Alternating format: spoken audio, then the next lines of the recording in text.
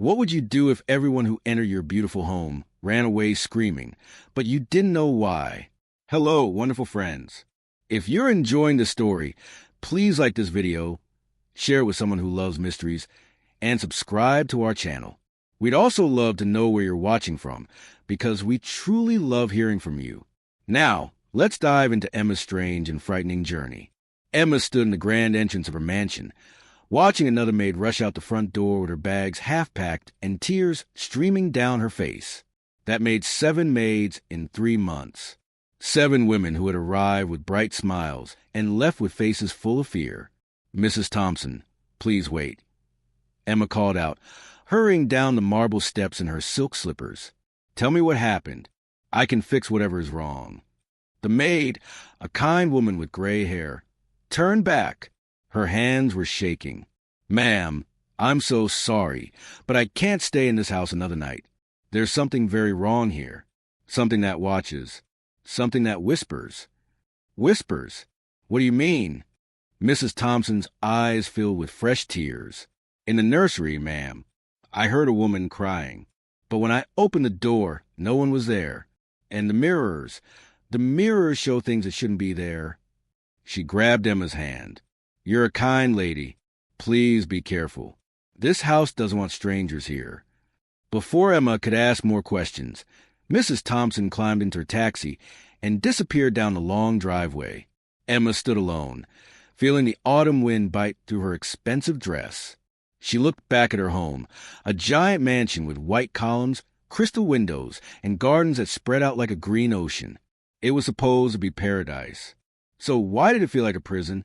Her husband, Richard, appeared at the doorway. He was tall and handsome, always dressed in perfect suits, always smiling that calm smile that made everyone trust him. "Another one gone?" he asked, sounding more annoyed than worried. "Richard, this is serious. 7 maids have quit. They all say the same things about strange sounds and scary feelings. Something is wrong with this house." Richard walked down to her and placed his hands on her shoulders. "Darling, there's nothing wrong with the house. These women are just dramatic. They come from small towns and aren't used to living in such a big place. The echoes probably scare them. Old houses make noises. It's normal." But Emma didn't feel normal. She had noticed things too. Doors that opened when no one touched them. Cold spots in certain rooms, even though the heating was on. And yes, the nursery, the beautiful room they had prepared for baby they hoped to have someday, always felt heavy, like sadness lived in the walls. "I want to find out what's happening," Emma said firmly. "I'm going to install cameras." Richard's smile faded for just a second, just one tiny moment. But Emma saw it. "Cameras? In our own home? Don't you trust me?" "It's not about trust. It's about safety. If there's something wrong, we need to know. If someone is breaking in, or if there's a gas leak making people imagine things, we need proof." Richard stared at her for a long moment. Then his smile returned. "Of course, darling. Whatever makes you feel safe. I'll call the security company tomorrow." That night, Emma couldn't sleep. She lay in their enormous bed with silk sheets and listened to the house breathe. Yes, breathe. That's what it sounded like. Soft inhales and exhales coming from the walls. Richard slept peacefully beside her, but Emma's heart raced. She got up and walked through the dark hallways. The moonlight came through the tall windows, making strange shadows dance on the walls. As she passed the nursery, she heard it, a soft sound like someone crying. Emma's hand froze on the doorknob. Mrs. Thompson had said the same thing. A woman crying in the nursery. Emma gathered her courage and pushed the door open. The room was empty. The white crib stood in the corner. The rocking chair sat still. The toys were lined up perfectly on the shelves. But the air felt thick and cold. Emma walked to the mirror that hung on the wall, a beautiful antique mirror with a gold frame that Richard had insisted on buying. She looked at her reflection, and then she saw it. Behind her reflection, just for a heartbeat, was another face, a woman with long dark hair and sad eyes, staring right at Emma. Emma spun around. Nothing. No one. Just the empty nursery. She ran back to bed, her heart pounding so hard she thought it might break through her chest. This time, she shook Richard awake. "Richard, I saw something. In the nursery mirror. A woman's face. Richard pulled her close. You're tired, Emma. You've been stressed about the maids leaving. Your mind is playing tricks. There's no one in this house but us. But as he held her, Emma noticed something. His body was tense. His heartbeat was too fast. And when she looked up at his face in the darkness, his eyes weren't looking at her. They were looking at the bedroom mirror across the room, and his expression wasn't comfort. It was fear. The next morning, a security team arrived. They spent all day installing tiny cameras in every room. The kitchen, the living room, the hallways, the nursery, even hidden cameras in the lamps and near the mirrors. Emma watched them work, feeling both relief and guilt. Was she going crazy like Richard said? Or was she about to discover something terrible? All set, Mrs. Richard, the security man said, handing her a tablet. You can watch every room from this device. The cameras record everything 24 hours a day. If anything unusual happens, you'll see it. That night, Emma sat in her study with the tablet, while Richard worked late in his office downstairs. She watched the empty rooms on the screen. Nothing moved. Nothing happened. Maybe Richard was right. Maybe she was just stressed and imagining things. But then on the nursery camera, she saw it. The rocking chair began to move. Slowly, back and forth, as if someone invisible was sitting in it. Emma's blood turned to ice. She wasn't imagining things. Something was in her house. Something that shouldn't exist. And tomorrow, she would discover that the truth was far more terrifying than any ghost. Emma didn't sleep that night. She sat in her study, eyes glued to the tablet, watching the nursery camera. The rocking chair had stopped moving after a few minutes, but now she knew the truth. The maids weren't crazy. Mrs. Thompson wasn't imagining things. Something impossible was happening in this house. When morning light crept to the windows, Emma felt exhausted but determined. She made coffee with shaking hands and started reviewing all the footage from the night before. Richard had already left for work, kissing her forehead and telling her to rest. But rest was the last thing on Emma's mind. She started with the hallway cameras. For hours, nothing unusual appeared, just empty corridors and moonlight. But then, at 2:30 in the morning, she saw something that made her drop her coffee cup. On the second-floor hallway camera, a shadow moved along the wall. Not a normal shadow. This one moved against the light, sliding across the wallpaper like oil and water.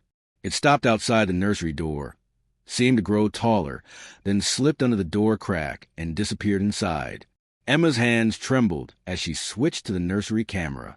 At exactly 2:31, the temperature gauge in the corner of the screen dropped 15 degrees in 1 second. The rocking chair started moving again, and this time, in the mirror on the wall, Emma could see her, a woman in a white dress with long dark hair covering most of her face. She sat in the rocking chair, though the chair itself appeared empty on the regular camera. Only the mirror showed the truth. The woman in white was rocking slowly, and she was crying. Silent tears that Emma couldn't hear, but could see streaming down the woman's pale cheeks. Then the woman looked up, straight at the camera, straight at Emma watching from miles away in time. Her eyes were filled with such deep sadness that Emma felt tears spring to her own eyes. Who was this woman? What did she want? Emma spent the whole day watching more footage. She discovered patterns. The woman appeared every night at 2:30. She always went to the nursery first. But she also appeared in other places. The master bedroom, the dining room, and always, she appeared near Richard. On the bedroom camera from 3 nights ago, Emma watched Richard sleep. At 2:30, the woman in white appeared in the bedroom mirror. She stood there for 10 minutes, just watching Richard sleep, her hand pressed against the glass as if trying to reach through. Richard never woke up, but in his sleep, he whispered something. Emma turned up the volume, straining to hear. "I'm sorry," Richard whispered in his sleep. "I'm so sorry, Caroline. Please forgive me." Caroline? Who was Caroline? Richard had never mentioned anyone by that name. Emma felt ice spread through her chest. She kept watching, and what she saw next made her feel sick. The woman in the mirror, Caroline, began to mouth words. Even though there was no sound, Emma could read her lips clearly. You promise. You promise to remember. You promise to tell the truth. Emma stopped the video. Her whole body was shaking. Richard knew this ghost. He knew her name. He was apologizing to her in his sleep. What had Richard done? What secret was he hiding? She needed answers. Emma left the mansion and drove into town, to the old library that kept records of everything that had happened in their small community. The librarian, an elderly woman named Mrs. Chun, helped her search through old newspapers on the computer. "What are you looking for, dear?" Mrs. Chun asked kindly. "I need to know about my house. The mansion on Willowbrook Lane. Its history. Anything unusual that happened there." Mrs. Chen's face changed. She looked worried. "Are you sure you want to know? Some things are better left buried. Please, I need to understand." Mrs. Chun typed on the computer, and soon newspaper articles from 15 years ago filled the screen. Emma read the headlines, and her blood ran cold. Tragic fire kills young woman at Willowbrook Estate. Police investigate mysterious death of Caroline Bennett. Husband claims innocence in wife's fatal accident. Emma clicked on the first article. There was a photo of a beautiful young woman with long dark hair and sad eyes. The same woman from the Mirror, Caroline Bennett. And next to her photo was another picture that made Emma's heart stop beating. It was Richard, 15 years younger, but definitely Richard. The article explained everything. Richard had been married before. His first wife, Caroline, had died in a fire at the original Willowbrook mansion. They had been arguing that night about something the article didn't specify. Richard claimed he fell asleep during the argument.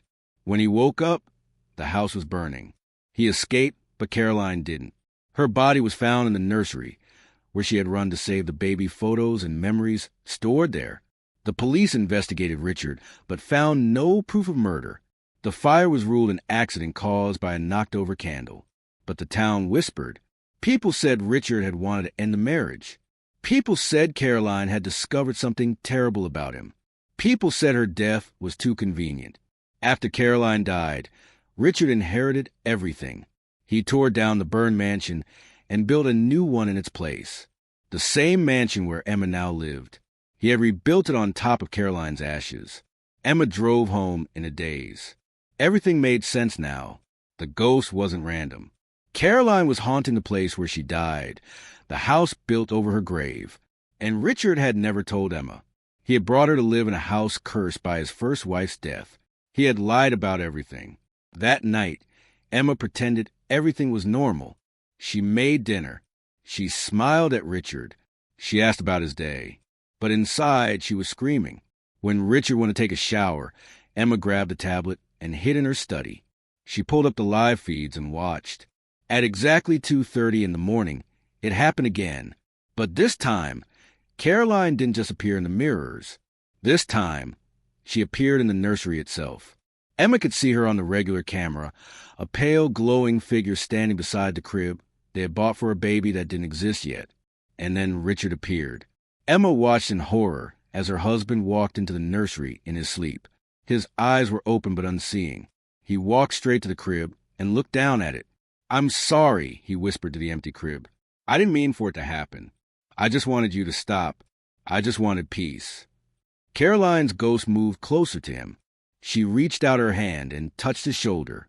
Richard didn't wake up, but tears started rolling down his sleeping face. "You took everything from me." Caroline's voice came through the speakers, cold and broken. "You took my life. You took my future. And now you bring another woman here to suffer in my place." Emma dropped the tablet. She ran to the nursery, her heart pounding. But when she burst through the door, there was only Richard, standing alone beside the crib, tears on his face, still asleep. "Richard!" Emma shouted, shaking him. "Wake up." His eyes focused slowly. He looked confused, then frightened. "Emma, what are I doing here?" "You were sleepwalking and talking. You were talking to Caroline." Richard's face went white. "You know about Caroline." "I know everything. I know she died here. I know you lied to me. I know this whole house is built on lies and death." Richard sat down on the floor, his head in his hands. I wanted to tell you. I tried so many times. But how do you tell someone you love that you're responsible for someone else's death? So you admit it. You killed her. No, not on purpose. We were fighting. She wanted to leave me. She had found out about my gambling debts, about the money I had stolen from her family. She said she was taking everything and leaving. I was angry. I grabbed her arm. She pulled away and knocked over the candle. The curtains caught fire so fast. I panicked. I ran. I told myself I would come back for her, but I was scared. By the time I gathered courage, the whole house was burning. I tried to go back in, but it was too late. Emma stared at her husband, this man she thought she knew, this man who had built a beautiful prison over a grave. You let her die. You save yourself and let her burn. I've lived with that guilt every day for 15 years. That's why I rebuilt the house. To honor her. To keep her memory alive. You rebuilt it to trap her. Her spirit can't leave because you bound her here with your guilt and lies. And now she's trapped, suffering, watching you live the life you stole from her. Richard looked up at Emma with desperate eyes. What do I do? How do I make this right? But before Emma could answer, every mirror in the house shattered at once. Glass exploded inward, and in that moment, Emma saw Caroline in every broken reflection, multiplied into 1,000 angry ghosts, all reaching toward Richard with hands that promised justice. The truth was out, and now there would be a price to pay.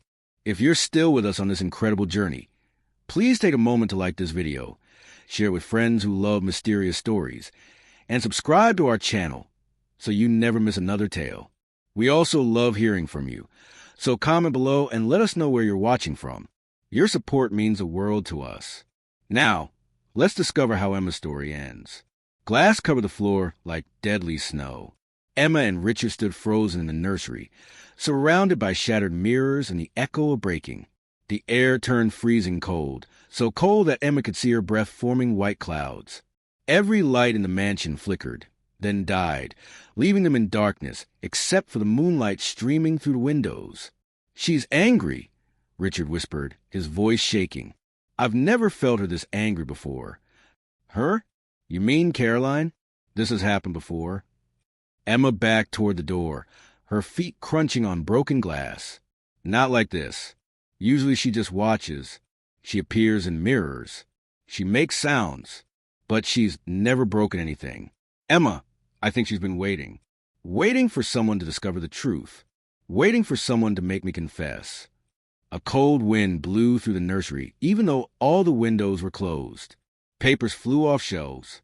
The rocking chair began moving violently back and forth, faster and faster, as if someone was rocking in fury. And then, in the largest piece of broken mirror on the floor, Caroline appeared. But this time, she wasn't just a reflection. This time, she was stepping out of glass. Her pale foot touched the real floor. Then her whole body emerged from the mirror like someone climbing out of water. She stood before them, more solid than Emma had ever seen her, more real than any ghost should be. Caroline's dark hair floated around her face, as if she was underwater. Her white dress was burned at the edges, black marks that told a story of how she died. Her eyes, so full of sadness before, now blazed with anger and pain. 15 years, Caroline said, her voice echoing from everywhere and nowhere. 15 years I've been trapped here, watching you pretend to be innocent, watching you build a new life on top of my ashes, watching you bring another woman into this cursed place. Caroline, please, Richard begged, falling to his knees. I'm sorry. I've always been sorry. I've lived with the guilt every single day. Guilt? Caroline laughed, but it was a terrible sound, like breaking glass. You feel guilty? Do you know what it's like to burn alive while the person you loved runs away? Do you know what it's like to be trapped between life and death because the truth was never told? Your guilt is nothing compared to what you did to me. Emma found her voice. Caroline, I didn't know. He never told me about you. I'm sorry for what happened to you, but I'm not your enemy. Caroline turned to Emma, and for a moment, her expression softened. I know, child. I've watched you. You're kind. You're honest. Everything I was before I married him. That's why I scared away the maids. I didn't want innocent people in this house. I didn't want them to suffer. But you're his wife now. You're bound to him. And that means you're part of this story whether you chose it or not. Then help me understand, Emma said, stepping closer despite her fear. What do you want? What would give you peace? Caroline looked at Richard with such intense pain that Emma felt it in her own heart. I want what was stolen from me. I want the truth to be known. All these years, everyone believed it was an accident. The police, the town, even my own family eventually accepted that story. But it wasn't an accident. He chose his freedom over my life. He chose to save himself and let me die. That choice, that truth, needs to be spoken out loud. Richard was crying now, deep sobs that shook his whole body. You're right. You're right about everything. I was a coward. When the fire started, I had a choice. I could have carried you out. I could have tried. But I was afraid. Afraid of going to jail for the debts I owed. Afraid of losing everything. Afraid of facing what I had done to your family's money. So I ran. I told myself you would find another way out. I told myself it wasn't my fault. But it was. I killed you through my cowardice and my selfishness. Say it louder, Caroline demanded. Say it so the universe can hear. Say it so your soul can never hide from it again. Richard stood up, his face wet with tears. He looked at Emma, then at Caroline, and finally he shouted the words that had been trapped inside him for 15 years. I killed Caroline Bennett. I let my wife die to save myself. I am a murderer, not by my hands, but by my choice to abandon her. The moment he spoke those words, something changed in the room. The violent wind stopped. The rocking chair became still. And Caroline's expression transformed from anger to something else. Something that looked almost like relief. Finally, she whispered, finally, the truth exists in the world, and not just in my death. What happens now? Emma asked softly. Caroline looked at her. Now he must face justice. Not human justice. It's too late for that. But the justice of living with truth instead of lies. The justice of everyone knowing what he really is. I'll tell everyone, Richard said immediately. I'll go to the police. I'll tell them everything. I'll accept whatever punishment comes. That's a start, Caroline said. But there's more. This house, this prison built on my grave, must come down. As long as it stands, I'm trapped here. Tear it down. Let the ground breathe again. Let me finally rest. Emma looked at Richard. The mansion is in your name. You have to decide. Richard didn't hesitate. Tear it down. Burn it if you have to. I should have done this years ago, instead of trying to make a shrine to my guilt. Caroline moved closer to Richard. She reached out her ghostly hand and touched his face. It was not a gesture of love, but a farewell. You took my life, but you also took your own. You've been living in prison just as much as I have. Maybe now we can both be free. She turned to Emma. Leave him. Don't let his guilt become your cage, too. You deserve a life built on truth, not on secrets and ghosts. I know, Emma said, and saying it out loud made her realize she had already decided. I'll leave, but first, I'll help make sure your story is told properly. The real story, so your family knows the truth, so you can have peace. Caroline smiled the first time, and in that smile, Emma saw the beautiful young woman she must have been before tragedy took her. Thank you. You have a kind heart. Use it wisely. Don't waste it on pretty lies and golden cages. Then Caroline did something unexpected. She walked to the large broken mirror and stopped at its edge. She looked back at Richard one more time. Goodbye, Richard. I hope you learn to live with truth. It's harder than living with lies, but it's the only thing that sets anyone free. Caroline, wait, Richard called out. Will you ever forgive me? She thought about it for a long moment. Forgiveness isn't mine to give anymore. Forgive yourself if you can. That's the hardest forgiveness of all. Then she stepped backward into the mirror. But this time, Richard stepped forward. Wait, let me come with you. Let me finally face what I've been running from. Richard, no. Emma shouted, but it was too late. Richard walked straight into the broken mirror. His body didn't shatter the glass. Instead, he seemed to melt into it, becoming part of the reflection, becoming part of Caroline's world. Emma watched in horror as both figures became fainter and fainter in the mirror's surface, until finally, they disappeared completely. Emma stood alone in the nursery, surrounded by broken glass and silence. She waited for hours, but Richard never came back. She called his name. She touched the mirrors, but he was gone, pulled into whatever world Caroline inhabited, perhaps to finally pay his debt, perhaps to be trapped forever in the truth he had run from for so long. The next morning, Emma called the police. She told them everything. She showed them the camera footage of Caroline's ghost. She gave them the library records about the original fire. She explained that Richard had confessed and then vanished. The police were confused but couldn't deny the evidence in front of them. Caroline's family was contacted. They came to the mansion, and Emma told them the real story of how their daughter died. They cried, but they also thanked her. "We always knew something was wrong," Caroline's mother said. "We felt it. Now at least we know the truth." Emma kept her promise. She hired a demolition company to tear down the mansion. As the walls came down, as the golden chandeliers were removed and the marble floors were broken apart, Emma felt something lift. The heavy sadness that had filled the house began to fade. The air felt lighter. On the last day, when only rubble remained, Emma walked through what used to be her home. In the pile of broken things, she found a piece of mirror, and in that piece, just for a moment, she saw both of them, Caroline and Richard, standing together, not as husband and wife, not as victim and killer, but as two souls finally facing each other honestly. Caroline raised her hand in a wave. Richard just looked at Emma with sad eyes. Then they both faded away, and the mirror became just glass again. Emma moved to a small apartment in town. She used some of the money from selling the mansion's land to create a foundation in Caroline's name, helping women escape dangerous marriages. She never remarried, but she also never regretted her choice.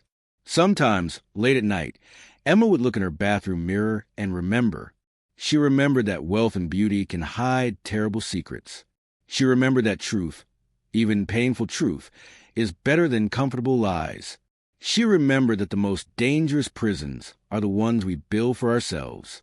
And most importantly, she remembered Caroline's words, "Don't waste your life on pretty lies and golden cages." Emma never did. She lived the rest of her life in small spaces filled with truth, and she was happier there than she ever was in a mansion built on ashes. The cameras that once revealed ghosts now sat in a box in Emma's closet. She never watched the footage again. She didn't need to. The lesson was carved into her heart forever. Some houses are haunted by ghosts, but the worst haunting comes from secrets we refuse to speak and truths we refuse to face. In the end, it wasn't the ghost that taught Emma how to live. It was the courage to choose truth over comfort, reality over illusion, and freedom over a beautiful cage. That choice, more than any mansion or any marriage, defined who Emma became. A woman who looked in the mirror and saw only herself. No ghosts, no lies, just the honest reflection of someone who chose to be free. And that, dear friends, is the most powerful magic of all.